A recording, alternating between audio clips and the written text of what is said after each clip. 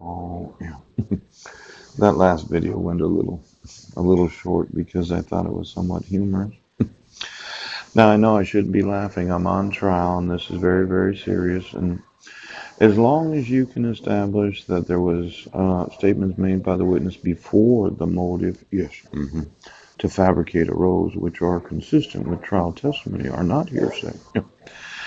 Now, a lot of those that are attorneys are saying, well, listen, Your Honor, the witness's statements are admissible as not hearsay because there was no motive to fabricate before the testimony was taken. There must have been some sort of motive after they began fabricating or exaggerating. Yes. That part of the testimony is not admissible, but the part before the motive is admissible. Now, I know a lot of those that are attorneys there. They read these federal rules of non-hearsay statements. Is the defendant, yes, well, I guess you could say myself, suggest during cross-examination, after restoration, yeah, after approximately 20 months of court hearings and time in mental institution for delusion, that that a witness has fabricated or exaggerated. Now everybody knows I've been restored. I'm on psychotropic medication.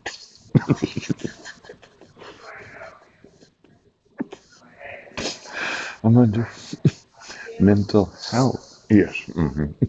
Exact statements made by the witness before the motive to fabricate arose, which are consistent with trial, are not hearsay.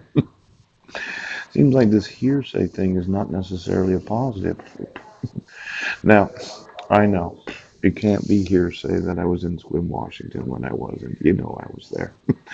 And it can't be hearsay that I was in Brennan, Washington when I wasn't because you know I was there.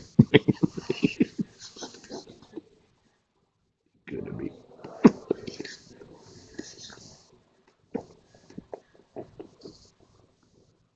you know.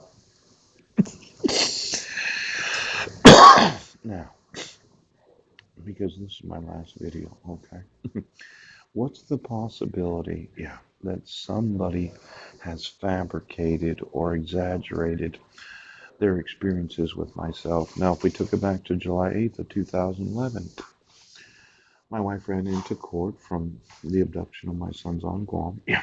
Said that I thought everybody had biochips in them. Now, you would say that that's crazy. Nobody has a biochip in them. But they do exist, don't they? Yeah. Do you know where to get one? Did you ever put a little biochip in your own person thinking, well, if I could connect myself to the architecture, I'd be that much smarter? Yeah. Then she says everybody has nanotechnology in their tattoos, and my husband's crazy. No possibility of that happening. Then teeth implants could actually attach themselves to the nerve endings in the gums so that you could put your mouth on the internet and you could be on anybody. See, these are the crazy statements that my wife probably fabricated or exaggerated about myself. What I did say is if I had a woman that had chips in all the right places, I could program her sexuality so that she'd be a nymphomaniac. Does that sound crazy to you? No, I mean, what man would want to control the sexuality of women? Sounds somewhat conceited, vain, prideful, full of lust and greed.